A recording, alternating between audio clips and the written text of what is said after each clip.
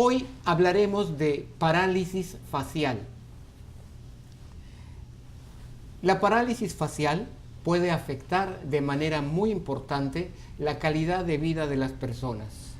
Sus síntomas pueden llevar a una disminución de la confianza del paciente, afectando su autoestima al grado de llegar a sentirse avergonzado. La parálisis facial se convierte en un problema de incapacidad laboral, especialmente en las personas que trabajan atendiendo al público. Aprender a detectar los signos y síntomas tempranos de una parálisis facial y saber con qué especialista acudir cuanto antes es muy importante, porque de un diagnóstico oportuno y un tratamiento temprano dependerá el pronóstico, la rapidez de recuperación y la calidad de vida del paciente posterior al evento. Para hablar sobre este tema, hoy está con nosotros el doctor Edgar Zúñiga González, especialista en neurología de Hospital Semaín. Así que quédate con nosotros, aprovecha la oportunidad para obtener información sobre parálisis facial con el doctor Edgar Zúñiga González, neurólogo de Hospital Semaín. Vamos a la entrevista en Familia Semaín. En Hospital Semaín, cuando realizamos una cirugía, nuestra prioridad es la seguridad del paciente. Contamos con la experiencia y conocimiento para resolver todo tipo de cirugía, sea electiva o de urgencia. Esto lo logramos gracias a que contamos con la infraestructura y tecnología necesarias, además del respaldo de la unidad de cuidados intensivos para brindar la mejor atención a nuestros pacientes. Hospital Semaín, su cirugía en buenas manos. Los grandes acontecimientos se viven en familia. Vive el nacimiento de tu bebé en Semaín. Habitaciones confortables, atención cálida de médicos certificados, instalaciones certificadas exclusivas para nacimientos, seguridad para tu economía. Todo en Familia Semaín. ¿Cómo explicar qué es la parálisis facial? Sí, la parálisis facial es la afección neurológica que condiciona la parálisis de los músculos de la mitad de la cara. Esto nos va a afectar la expresión facial, nos puede afectar el cierre o la apertura de los ojos, o sea, párpados, y el cierre y apertura bucal también. ¿Existen diversos tipos de parálisis facial? Así es muy importante esa pregunta porque en neurología tenemos dos tipos de parálisis facial y es donde hacemos énfasis en el diagnóstico. Hay una parálisis facial que se llama central y una parálisis que se llama periférica. La diferencia es qué parte de la cara es la que está afectada.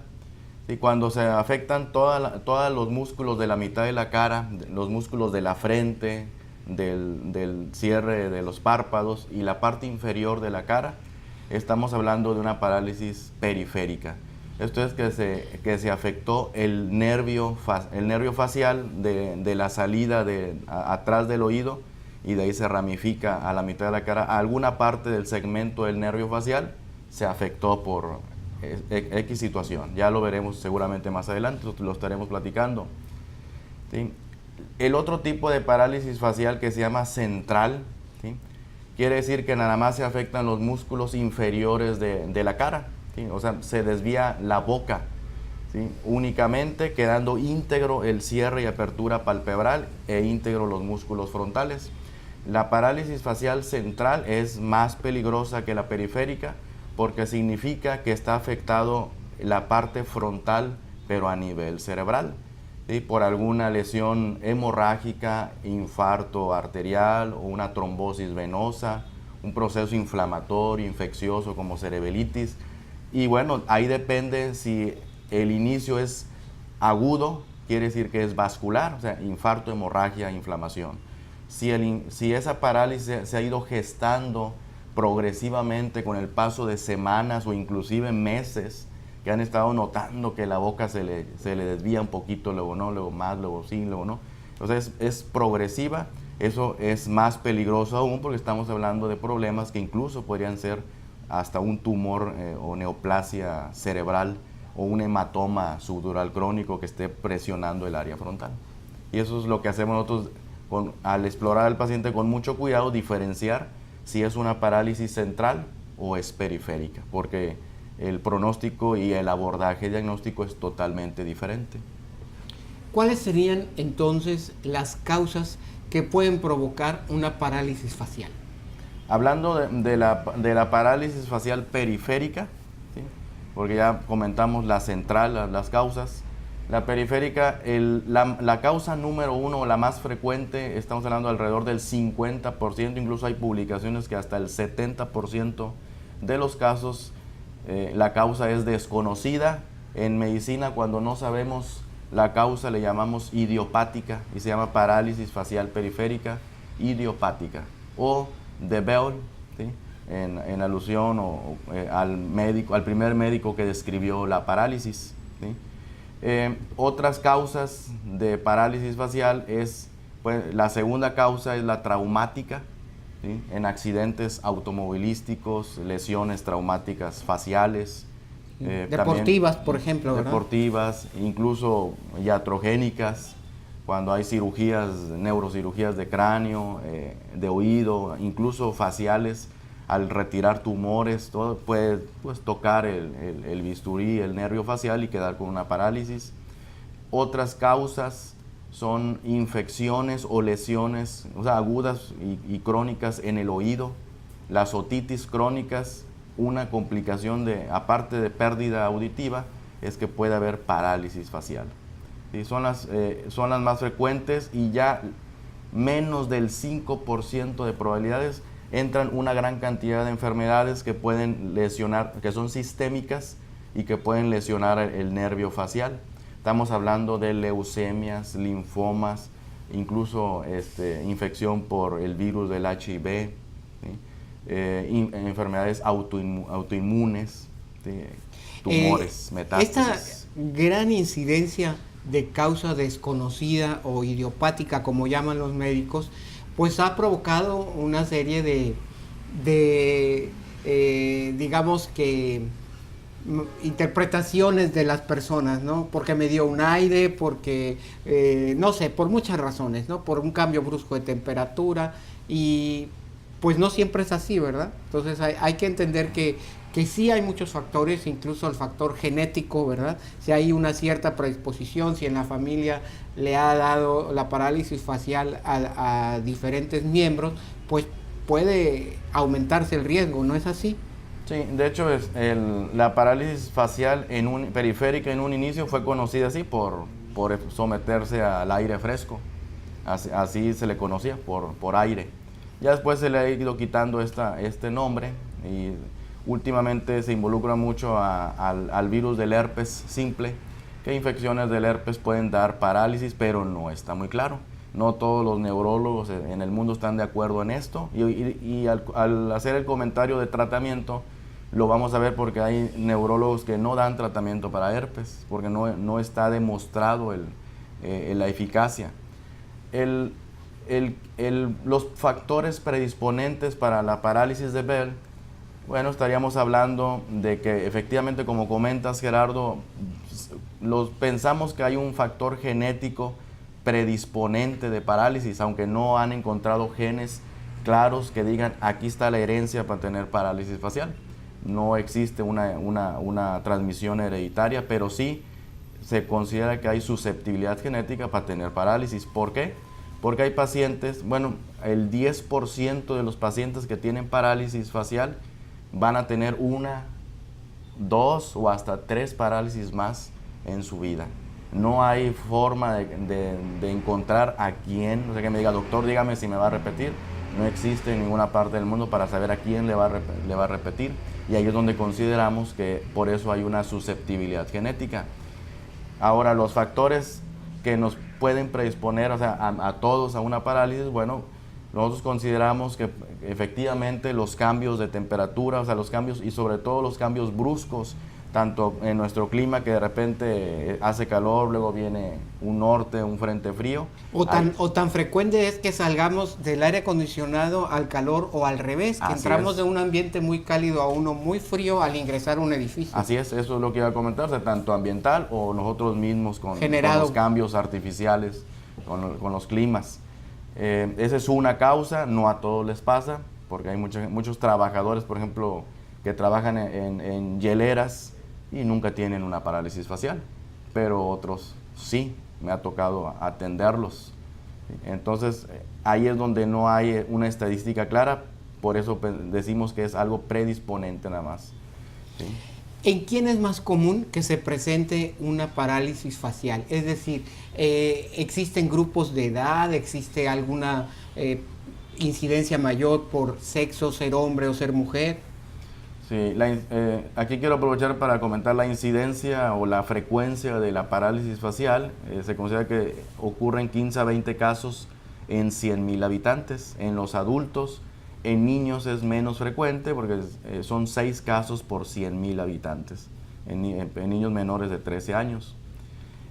El grupo de edad se considera que el mayor porcentaje de afectados está entre 20 y 50 años, ahí está el mayor la intensidad en afección, y no hay diferencias de afección entre hombre y mujer, atacan por igual, hablando del género.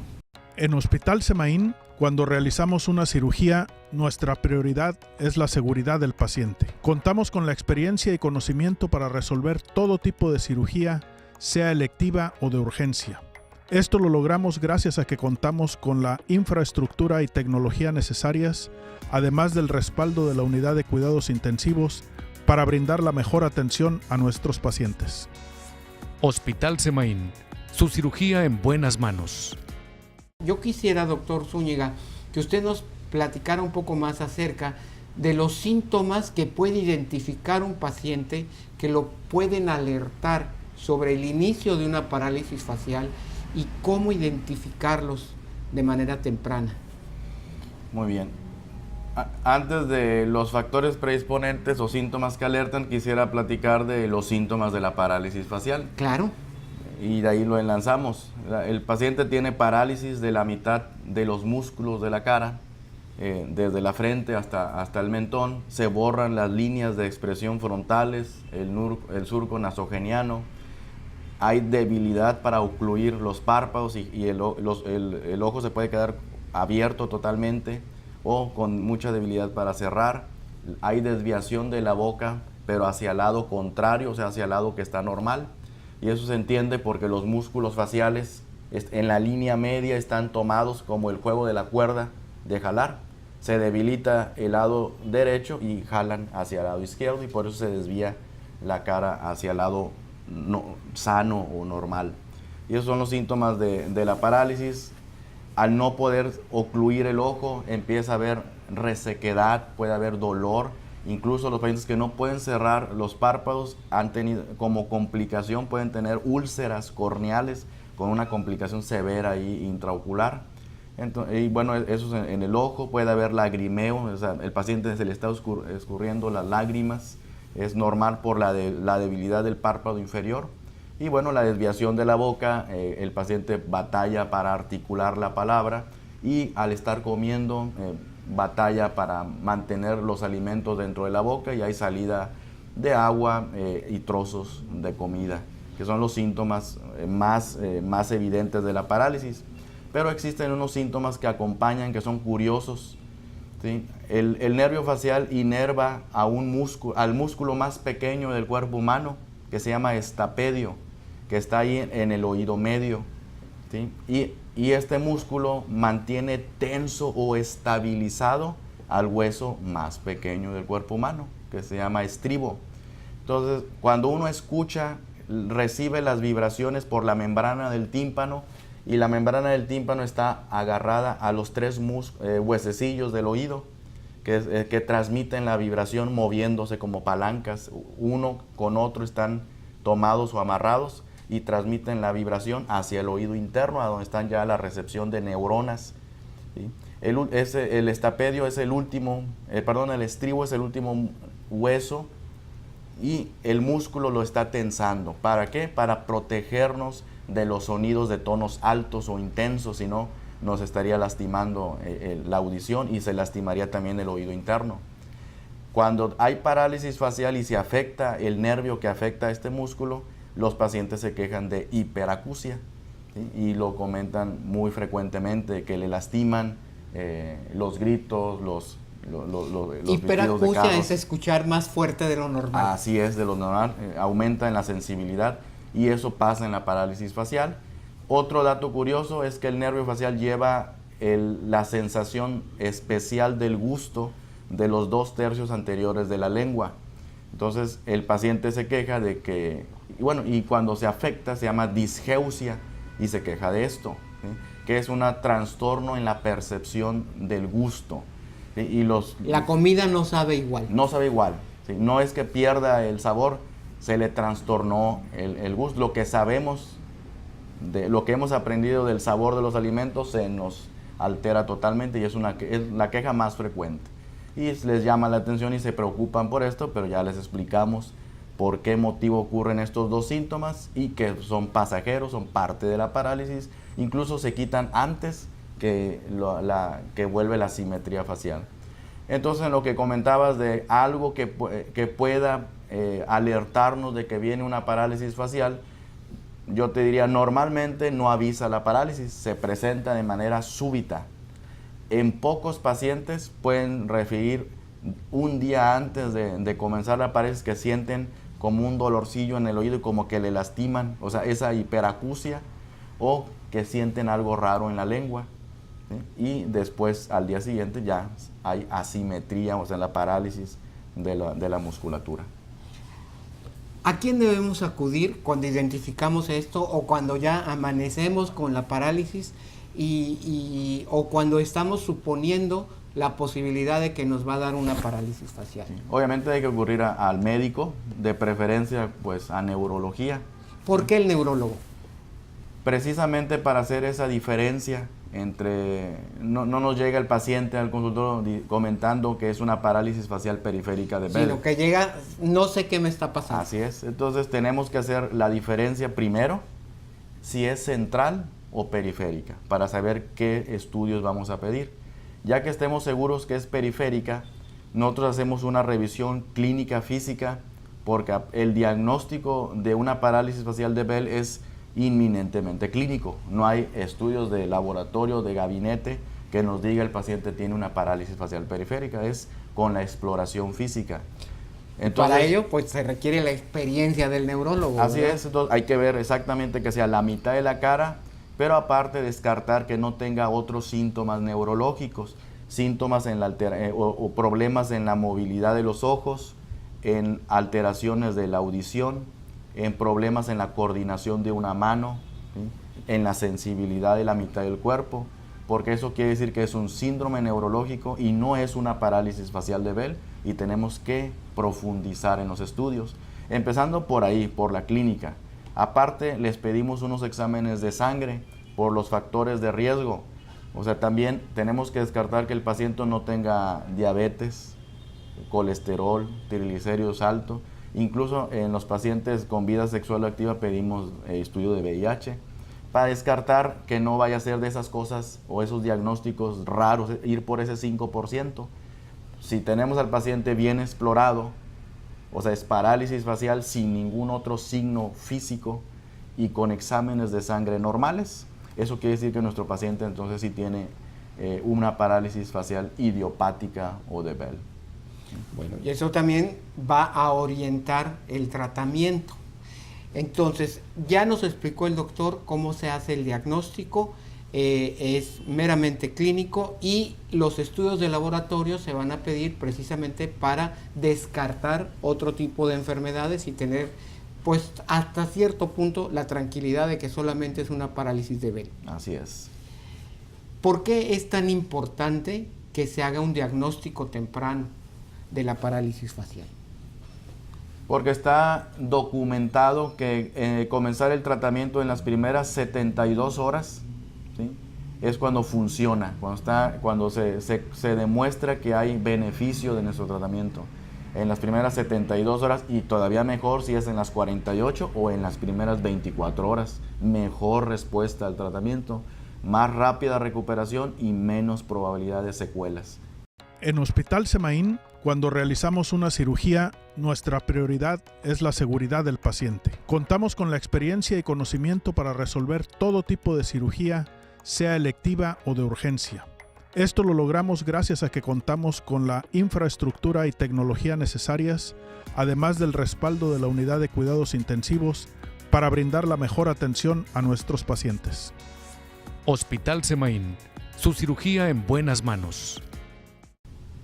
¿Cuál es el tratamiento para la parálisis facial? Muy bien. Quiero comenzar comenzando a comentar que el tratamiento es multidisciplinario, ¿sí? Comenzamos a valorar el paciente los neurólogos, ¿sí?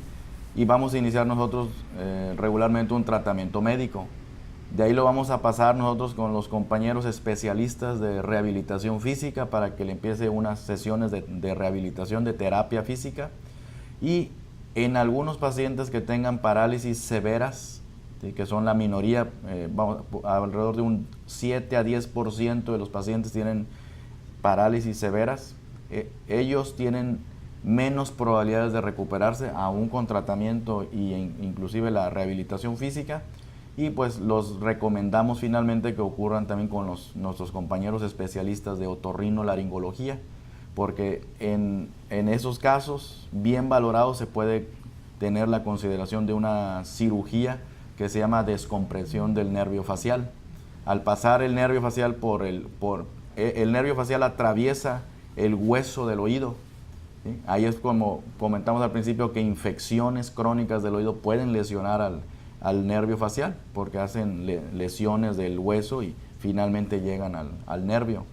Pero bueno, por ahí hay un canal por donde pasa el nervio que se puede lesionar, y cuando está inflamado el nervio en la parálisis idiopática, la misma inflamación se comprime a sí mismo porque el canal es de hueso, no se puede expandir. Entonces, si es demasiada la inflamación, el mismo nervio se comprime a sí mismo y puede haber incluso isquemia y hasta infartos del mismo nervio. Entonces, a veces está documentado que al abrir ese canal, que es una cirugía compleja, quiero comentarles, y no todos los pacientes son candidatos, tienen que seleccionarse muy bien, y bueno, con el otorrino y que tenga adiestramiento en tocar el hueso del oído, y experiencia, ¿verdad? Así es. Y bueno, algunos pacientes se han beneficiado con descomprensión del nervio facial. Pero bueno, por eso comento que hay varios especialistas que entran en el tratamiento, ¿sí?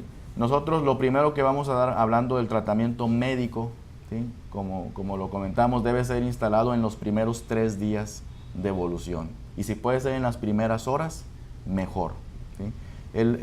La piedra angular de tratamiento son los medicamentos que se llaman esteroides, ¿sí? El más conocido de todos es la prednisona, porque es el más poderoso antiinflamatorio de las células del cuerpo.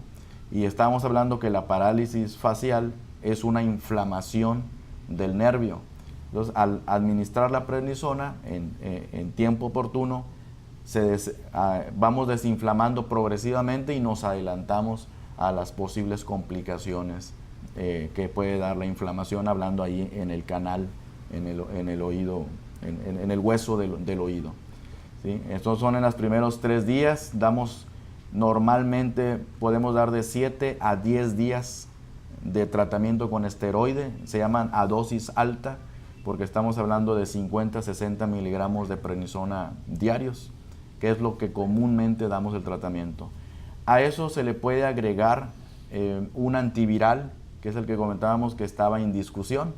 Ese antiviral, el más común, es aciclovir, en donde damos 400 miligramos cada 6 horas, también puede ser durante 5 días, hay quien lo extiende hasta 10 días, pero ese tratamiento es controversial porque se han hecho varios estudios a lo largo de todo el mundo y no demuestran que mejora la recuperación del paciente. Entonces ahí le ponen ahí un asterisco, las cartas, las guías de manejo, en donde se puede o no se puede utilizar el aciclovir. Otro tratamiento que normalmente combinamos son dar apoyo de vitaminas del complejo B, de todas, ¿sí? Normalmente son inyectados.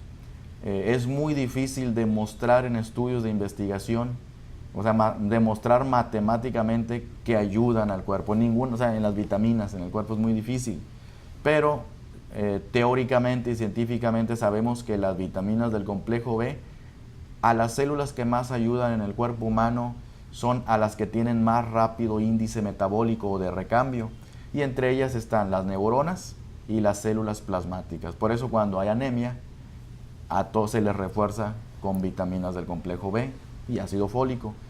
Lo mismo es el cerebro. Cuando hay problemas neurológicos tenemos que apoyar a que la neurona se vaya regenerando, porque se tiene que regenerar. Teóricamente sabemos que el complejo B ayuda a la regeneración del sistema nervioso. Por eso siempre damos inyecciones de complejo B y después seguidas con tabletas diarias que pueden ser de 2 a 3 meses de tratamiento con complejo B. A veces también se puede manejar con medicamentos para neuropatías periféricas, ¿sí? que están utilizados para la regeneración de las vainas de mielina, para que trabaje metabólicamente mejor el nervio periférico, y también hay estudios nuevos que los ponen como que pueden ayudar para la recuperación de ese nervio facial. Es lo más común que utilizamos como tratamiento médico, hablando en vía oral o vía sistémica. También tenemos que proteger el globo ocular, como comentamos. El paciente puede tener incapacidad de cerrar o ocluir sus párpados y se empieza a resecar el ojo, que comentamos muy peligroso, porque si no le ponemos atención se reseca y se hacen úlceras, y entonces ya es una complicación severa que compromete la visión de ese globo ocular. Entonces, muy fácil, nada más tenemos que dar gotitas de lágrima artificial, ¿sí? Se les comenta, todos los pacientes se van con sus gotitas de lágrima. Sí, para lubricar. Para lubricar el ojo. Cada parpadeo, nuestro ojo lubrica con una lágrima. En cada parpadeo es involuntario. Entonces nosotros, como el paciente no puede hacer eso, una gotita de lágrima. También es importante comentarle, nos dicen, batallamos para cerrar nuestro ojo, pero ya explorando vemos que con dificultad pues lo puede cerrar, entonces le comentamos, ayúdese a cerrar el ojo. Que tiene que cerrar el ojo para que lo descanse y de esa manera evitar complicaciones. Se puede poner, cuando no puede realmente cerrarlo, se tiene que ayudar sin tocarse el ojo o la esclera, y se pueden poner en esos pacientes unos parches para que al salir no le esté cayendo pues todo, polvo y contaminantes. Son los factores que pueden agredir al ojo. Y sobre todo que no se reseque, ¿sí? Eso hay que cuidar mucho ese globo ocular. Más que nada son las principales recomendaciones en el tratamiento. Le hacemos unas recomendaciones que evite que haga cambios bruscos de temperatura, lo que comentaste al principio, que no anden metiéndose al clima y luego salirse a los 38 grados ricos de Tampico. Porque hace un momento platicaba en relación a la valoración por el especialista en medicina física y en la importancia de realizar la terapia de rehabilitación. ¿En qué consiste todo esto? Sí, es el segundo paso o escalón de tratamiento.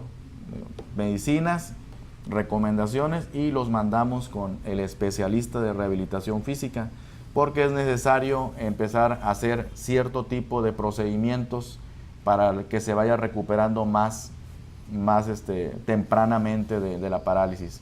Quiero comentar que hay estadísticas que dicen que sin la intervención de los médicos ni medicina, los pacientes de parálisis facial, entre el 70 y 80% se recuperan, ¿sí? Sin que le hagamos nada, ¿sí? También el índice de recuperación varía según la severidad de la afección, ¿sí? Si es una parálisis leve, si es una parálisis moderada o si son de las severas, ¿sí? Eso aquí nosotros se lo decimos cuando exploramos al paciente. Hay escalas y le comentamos qué grado de parálisis tiene. Cuando se le da el diagnóstico al paciente, se le explica el grado, sí, y la importancia que tiene que se lleve a cabo, sí, no solamente todas las recomendaciones y el tratamiento médico, sino también la valoración por el especialista en medicina física y en consecuencia las terapias de rehabilitación. ¿En qué consisten esas terapias? Sí, ellos los valoran, el médico especialista de rehabilitación y empiezan con terapia de masaje, que es un movimiento mecánico de todos los músculos de la mitad de la cara, a lo largo de la fibra muscular, longitudinal, ¿sí? Ahí les dan unos esquemitas de cómo están los músculos en la cara y cómo hay que hacer los ejercicios. O sea, no es solamente la terapia de masaje que te van a dar en este momento en el lugar, en la unidad de rehabilitación, sino que el paciente tiene que aprender para hacérselo en su casa varias veces al día. Así es, más que nada eso es lo importante de la rehabilitación. Les enseñan el tipo de masaje o de terapia que tienen que hacer y el paciente lo sigue haciendo todos los días hasta que se recupera al 100%. Ese es uno. Otro tipo de terapia es, aplican temperatura, ¿sí? Paños con agua tibia para ir desinflamando o que no esté tan tenso el músculo y pueda abrir el movimiento. También ellos utilizan mucho la terapia térmica y finalmente ellos utilizar una terapia de neuroelectroestimulación, ¿sí? Estimulan puntos motores de diferentes partes de músculos y con un toquecito eléctrico empiezan a moverse, a contraerse los músculos de la mitad de la cara. Recordemos que al final de cuentas todos esos movimientos son impulsos eléctricos, así ¿verdad? Es, sí. Que al no estar presentes en ese momento, bueno, se pueden proporcionar de una manera artificial. Así es. Con la única finalidad de ayudar a recuperar más pronto. Sí, para poner a trabajar el músculo lo antes posible. Y es importante también que sepan que no todos los pacientes van a requerir la electroestimulación. Eso lo va a determinar el especialista en medicina física. Así es, a veces llegan unos pacientes ya con su electroestimulador y dicen, ya quiero que me lo pongan. No, espérenme. Eso es y el que decide en quién va a ser o no candidato es el especialista de rehabilitación física, ¿sí?